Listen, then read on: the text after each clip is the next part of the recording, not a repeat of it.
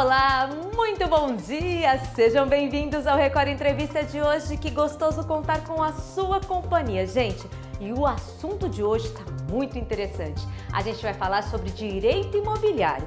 É uma parte do direito que não é tão conhecida, mas que com certeza vai ajudar você a prevenir vários problemas na hora de comprar, vender um imóvel ou na hora que você tem aquela dor de cabeça, na hora que já surgiu um problema.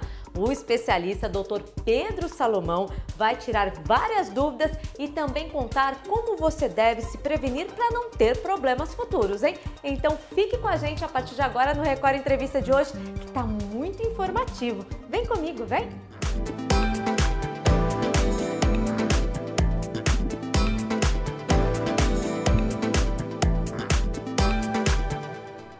Como eu disse, o assunto de hoje é muito importante para a sua vida. Vamos falar de direito imobiliário.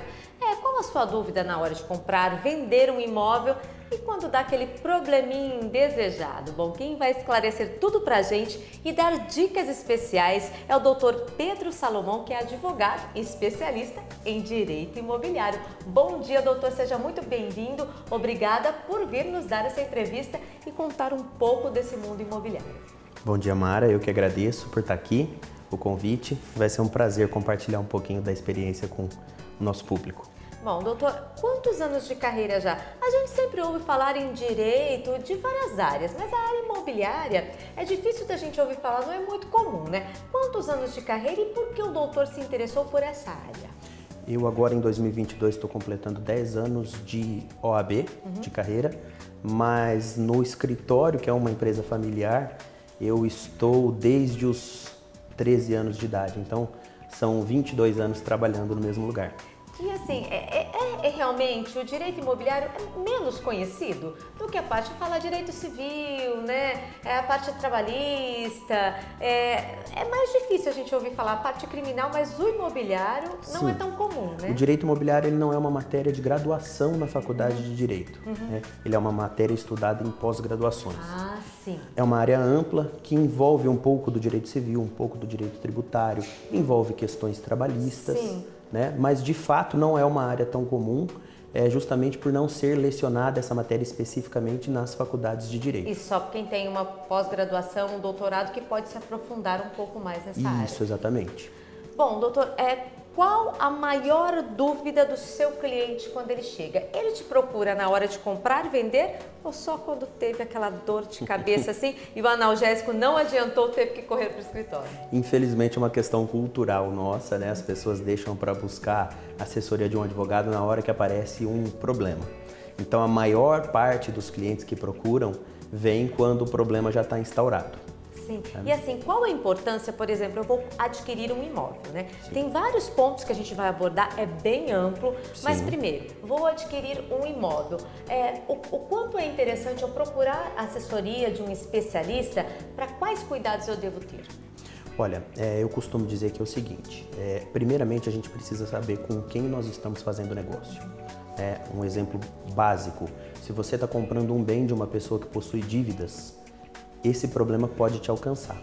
Sim. Então, o primeiro ponto é fazer uma averiguação, uma investigação da idoneidade do vendedor desse imóvel. O segundo ponto é investigar a situação jurídica daquele imóvel. Se ele está devidamente documentado, se ele possui dívidas, IPTU, condomínio, água e esgoto, por exemplo, que são dívidas que vão acompanhar o imóvel. Então, se você comprar com essas dívidas, você inevitavelmente vai ter que pagar. Porque você não consegue passar uma escritura, mudar depois se ele tiver esse tipo de dívida? Você até consegue passar a escritura, mas independentemente de ter sido o proprietário anterior, o dono da dívida, vai ser cobrado de você. A dívida não vai para o proprietário anterior, então isso é muito legal, até eu vou fazer essa pergunta para o doutor. Por exemplo, eu, Mara, tenho um imóvel, fiquei devendo aí o IPTU, 2 anos, vamos lá. Correto. Aí eu vou vender esse imóvel para você, por exemplo. E esse IPTU, então, não vai para o meu CPF, sim, ele está na escritura do imóvel? IPTU, taxa de água e esgoto, taxas condominiais são as chamadas obrigações próprias da coisa. Ou seja, elas acompanham o imóvel e não o proprietário. Portanto, se você compra um imóvel com dívidas dessa natureza anteriores à compra, você vai ser cobrada pelo pagamento delas. Por exemplo, eu vou adquirir um imóvel e esse imóvel ele está ou com uma disputa judicial ou então na parte de inventário. Esse inventário começou, não terminou e às vezes apenas uma pessoa quer vender. Qual o problema eu posso ter? Olha, a partir do momento em que o proprietário do bem falece, nasce para os herdeiros o chamado direito hereditário, o direito de herdar aquele imóvel. A herança vai ser formalmente transferida quando se fizer o inventário. Sim. Esse inventário for finalizado, paga-se o imposto sobre a herança, que é o ITCMD, e aí o imóvel vai ser registrado no nome dos herdeiros de direito. Antes disso, é possível que haja uma negociação. Os direitos hereditários podem ser objeto de cessão, de venda. Quer dizer, pode negociar e vender. Isso, mas e aí? Exatamente. Mas é preciso estar ciente que você não está adquirindo a propriedade. Você está adquirindo direitos hereditários. Sim. Então você vai conseguir registrar esse imóvel no seu nome efetivamente quando aquele inventário for solucionado. E a gente sempre ouve falar popularmente, né, doutor? Eu comprei um imóvel, mas aí um herdeiro ou o esposo ou a esposa de alguém não assinou. Aí eu não consigo, então, transferir esse imóvel. Exatamente. Quando existe copropriedade, que o imóvel pertence a mais de uma pessoa, todos precisam concordar com a venda a um terceiro. Porque há um direito de preferência entre esses coproprietários. Então, antes de oferecer para você, eu tenho que oferecer para quem é dono junto comigo. Sim. Se esta pessoa não quer, ela tem que anuir que eu venda para você. Sim. No caso de cônjuges, marido ou mulher, ainda que não haja direito patrimonial sobre o bem, como, por exemplo, a separação total de bens. Sim. No entanto, a lei exige que o cônjuge atue como fiscal do patrimônio da família. Então, na hora de vender o imóvel, o marido ou a mulher tem que anuir também com essa venda para que essa venda seja válida. No caso de herança e no caso de uma separação também de um casal. Exatamente. Olha só. Exatamente. Então, por exemplo, o casal está se separando, esse imóvel está no nome deles, né? Os dois precisam assinar e no caso, se tenham filhos maior de idade, não precisa. Filhos não. Não, somente. No caso, isso, exatamente. No caso, escritura o marido ou a mulher tem uma função fiscalizatória daquele patrimônio. Sim. Se foi feita a separação e já se resolveu a questão patrimonial, os bens já foram divididos, aí a vida segue e cada um assina sozinho. Mas enquanto houver o laço matrimonial, é preciso que o cônjuge dê a sua concordância com aquele negócio. Agora, doutor, eu quero entrar em um assunto que, por incrível que pareça, está em alta. A gente já noticiou, tanto para a região de Araçatuba, Prudente e Rio Preto, vários casos de problemas com, por exemplo, loteadoras, construtoras. A gente sabe que tem muita empresa com know-how, com qualidade, que vende, que entrega com excelência os produtos. Mas tem sempre no mercado aquele que coloca na internet um produto um pouco abaixo do valor ou que começa um empreendimento e para.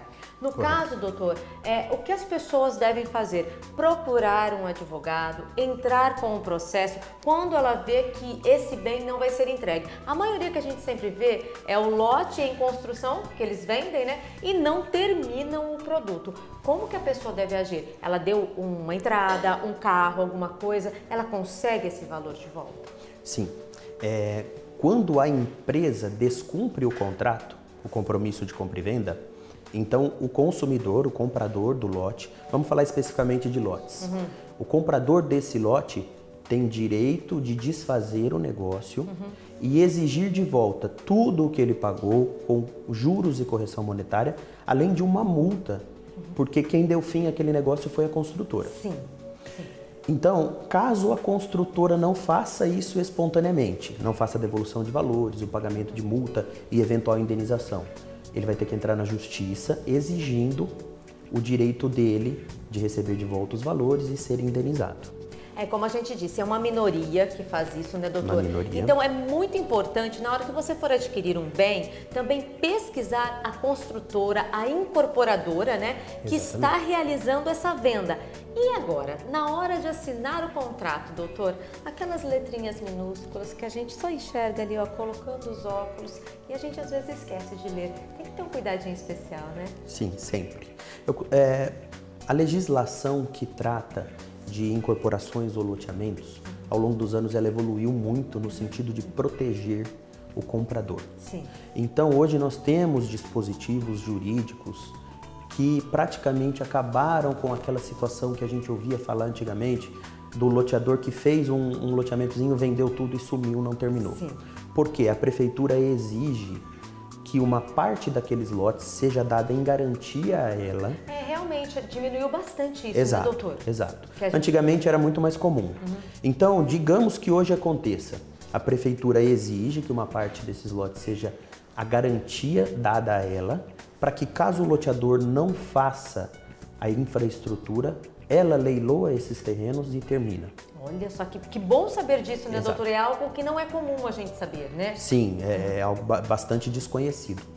Agora, no momento de assinatura do contrato, existem sim alguns detalhes que a gente precisa se atentar.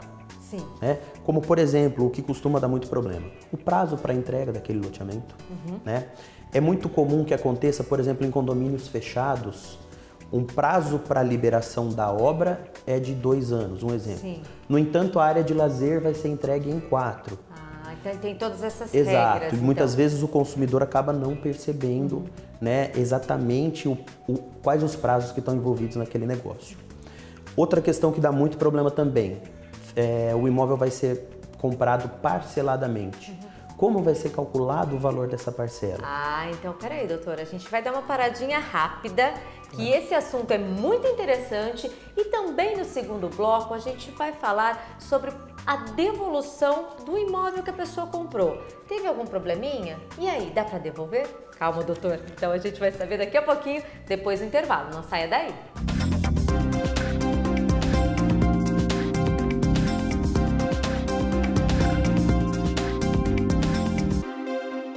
Record Entrevista de hoje já está de volta falando sobre o direito imobiliário. Olha, no primeiro bloco o assunto foi muito bacana e agora no segundo eu parei bem na hora em uma pergunta que todo mundo quer saber. E quem vai responder essa pergunta pra gente é o Dr. Pedro Salomão, que é advogado especialista em direito imobiliário. Doutor, e aí?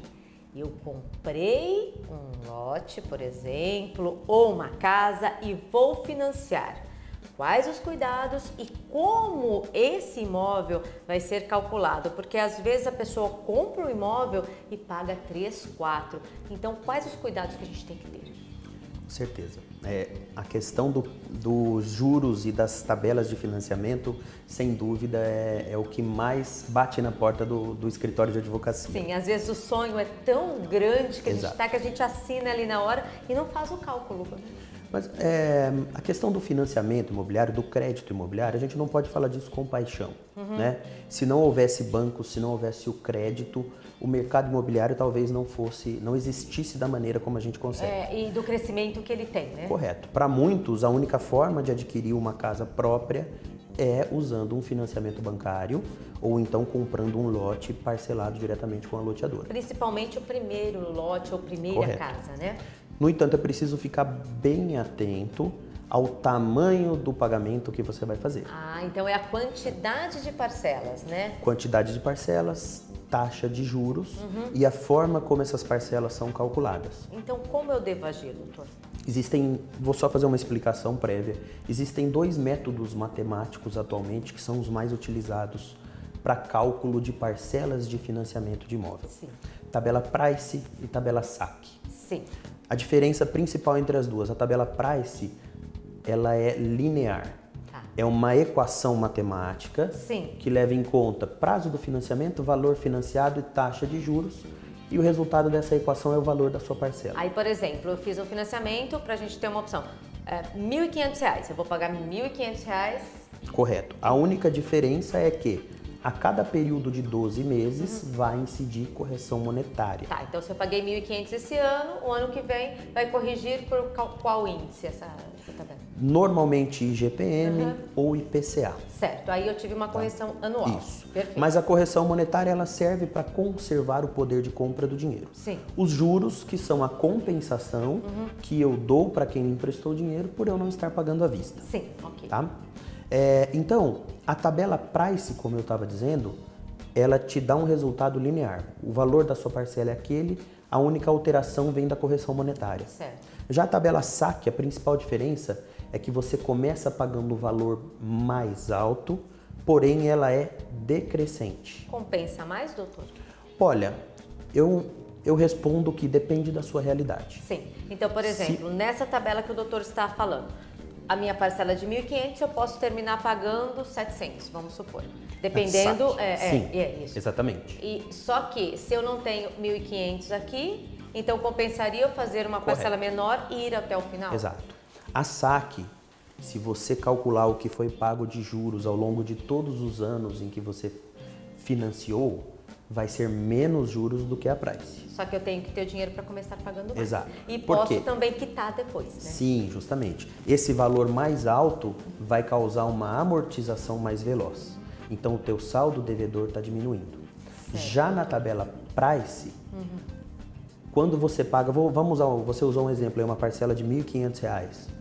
É um exemplo bem genérico, tá? Sim. Mas assim, a sua primeira parcela, 1.400 são juros, R$ 100 são amortização do saldo devedor. Isso que eu queria saber. Então eu pago mais juros no começo, doutor? Mais juros no começo. Ao longo do tempo do financiamento, essa lógica se inverte. Então, para deixar o exemplo simples, na última parcela, você vai pagar aí 1.400 de amortização e 100 de juros. Sim. É muito legal a gente tirar essas dúvidas para saber realmente. Agora, por exemplo, doutor, é mais vantajoso eu ter um pouco de dinheiro e fazer um empréstimo por fora para pagar o bem à vista? Ou se eu tenho um pouco de dinheiro, é melhor eu pagar essa entrada e financiar o bem? Olha, a taxa de juros para os financiamentos imobiliários é uma das menores que existem no mercado. Então, você contratar um financiamento de outra natureza para pagar o imóvel, com certeza a taxa de juros vai ser muito mais alta. Sim. Né? E assim, na hora de comprar um imóvel, eu não vou precisar do financiamento, tá? A minha negociação é melhor, eu não tendo financiamento, ou independe disso, doutor? As construtoras normalmente estão abertas à negociação e a forma de pagamento influencia muito na possibilidade, às vezes, de um desconto. Sim, sim. Né? Porque colocando-se no lugar do empreendedor, ele está despendendo capital para fazer aquele loteamento, por exemplo. Tem que abrir rua, fazer esgoto, iluminação pública. Então, se ele recebe valores à vista naquele momento, com certeza vai beneficiar o fluxo de caixa. Certo. Então, é uma lógica do mercado que com o dinheiro em mãos você consiga negociar preços melhores. Não é uma obrigação, mas acontece bastante. Doutor, compro na planta ou compro um imóvel pronto? Imóvel usado, imóvel novo? O que é melhor hoje? Olha, o imóvel na planta, você vai ter um prazo aí geralmente de 2 anos. A maior parte dos empreendimentos tem esse prazo de espera. Comprando hoje, você com certeza, por uma lógica de valorização, vai pagar menos do que quando ele for entregue. Sim. Tá? No entanto, isso é uma visão própria, tá? Não sei, os especialistas de mercado talvez entendam melhor do que eu, mas o que eu observo, o marketing é o que dita as regras do mercado. Sim. Então você tem, por exemplo, no centro de Rio Preto, apartamentos de quase 200 metros quadrados, com 2 sacadas, vagas de garagem, dispensa, dormitório de serviço, escritório, ótimos. Uma casa verticalizada. Verticalizada, é isso.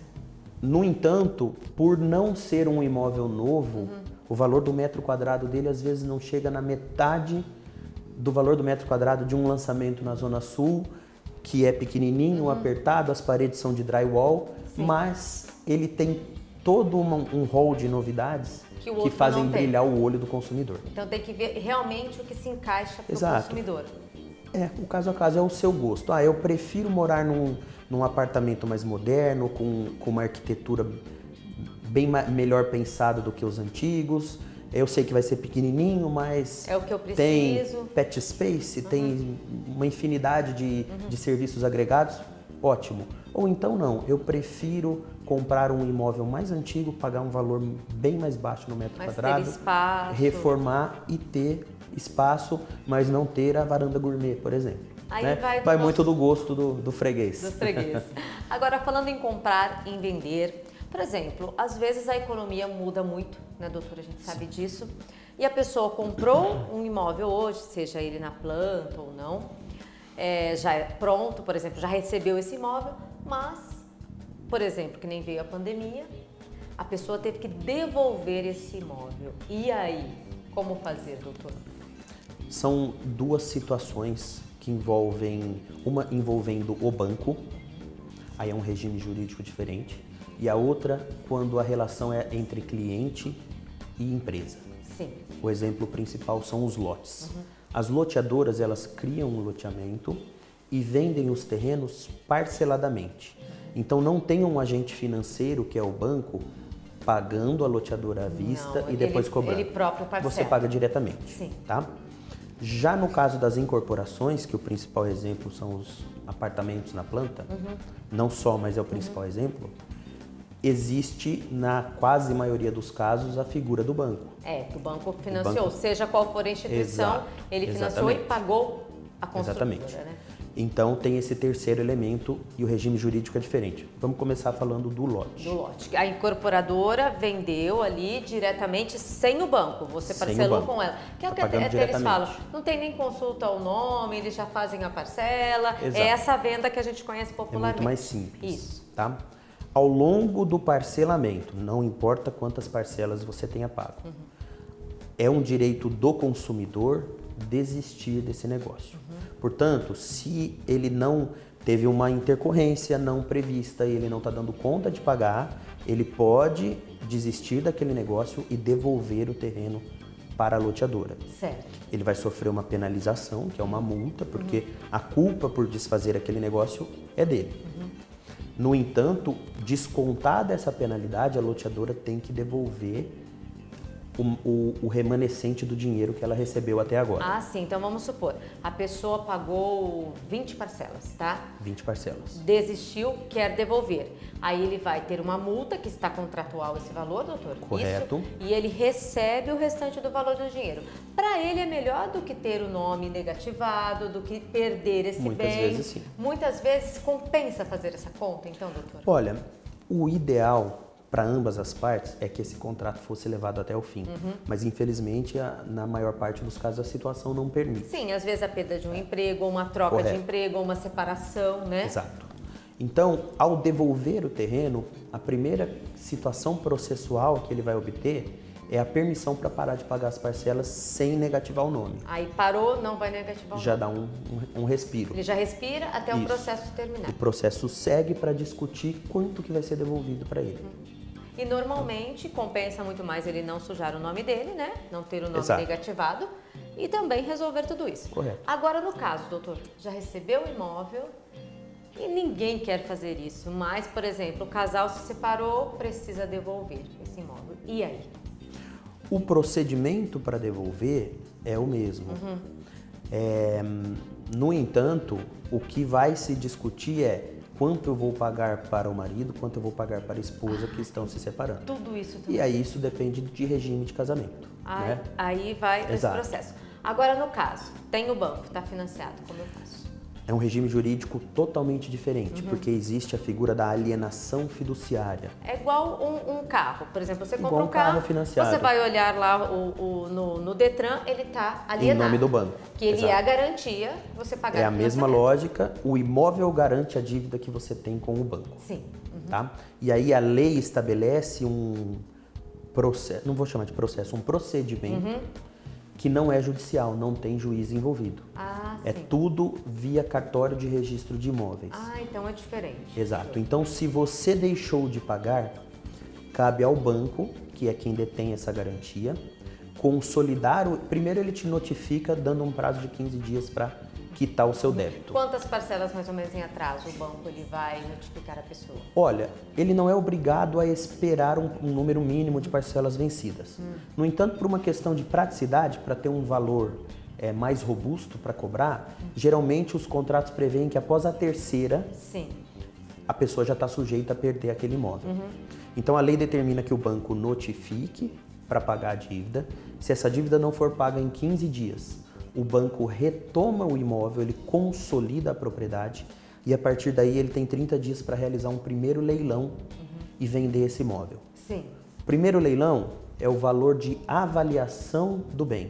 Esse valor já é determinado na hora do contrato de financiamento. Já vai constar ali valor de avaliação para fins de leilão. Certo. Então, por exemplo, vai estar lá 250 mil. Ele vai ser avaliado Perfeito. nesse valor e vai para o leilão. Vamos então usar números para o exemplo ficar melhor ainda. O valor de avaliação é 250 mil reais. Você ainda deve 100 mil para o banco. Certo. Tá? Então, se num primeiro leilão alguém comprar esse imóvel por 250 mil, o banco recebe os 100 mil que você ainda deve para ele e te devolve 150, que foi o saldo que sobrou. E seu nome não fica negativado? Não fica negativado, resolveu a questão ali. Certo. Se no primeiro leilão não for vendido o imóvel, que é o que acontece, que as pessoas esperam um segundo, que geralmente é melhor, o imóvel vai a leilão pelo valor que você ainda deve para o banco. Nossa, olha Tá? só. E se for vendido por esse valor, o banco recebe a parte dele e o consumidor não vai receber nada de volta. Certo. Tá? Pelo menos zerou a Exato. dívida. Zerou a dívida. Afinal, o banco, ele emprestou o dinheiro, ele pagou esse imóvel à vista. Correto. E ele Exatamente. está com os direitos registrados aí no contrato Exato. que você assinou. Mas o que a gente quer, né, doutor? Que ninguém tenha esse problema, que não tenha Sim. que devolver o imóvel. Mas, se surgiu um probleminha ou uma dúvida na hora de comprar o imóvel ou vender, principalmente, é só te procurar, doutor, qual o endereço do seu escritório, como que a gente te encontra nas redes sociais. Nosso escritório está situado no bairro São Manuel, ao lado da Igreja Menino Jesus de Praga, Rua Adib Buchala, número 450. E nas redes sociais, doutor? Nas redes sociais temos o nosso site www.salomonadvogados.com.br ou então agora nós estamos com uma iniciativa aí no Instagram, @advpedrosalomão. Lá eu estou diariamente gerando conteúdo útil, respondendo dúvidas. E pode mandar focado um direct, no direito né, imobiliário. doutor? Pode tirar as dúvidas. Ou eu ou alguém da equipe vai estar lá para responder.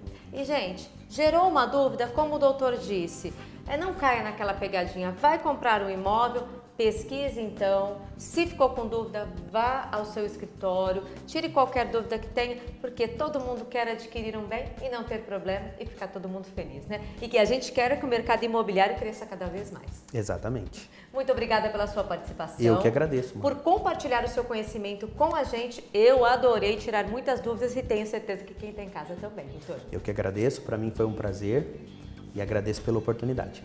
Gente, infelizmente a nossa entrevista fica por aqui. Eu queria conversar mais um tempão com o doutor, mas se você perdeu algum momento, corre lá e acessa recordtvRiopreto.com.br, tá tudo lá esperando por você. Quem está chegando agora é meu amigo Gentil Rossi, com muita alegria, com o programa Sucesso de Todos os Tempos. Vai trazer muita música boa, muito entretenimento para você nesse domingão. E é claro, no próximo domingo a gente está de volta no Record Entrevista. Fiquem com Deus, um super beijo, curta seu domingo e até lá. Tchau!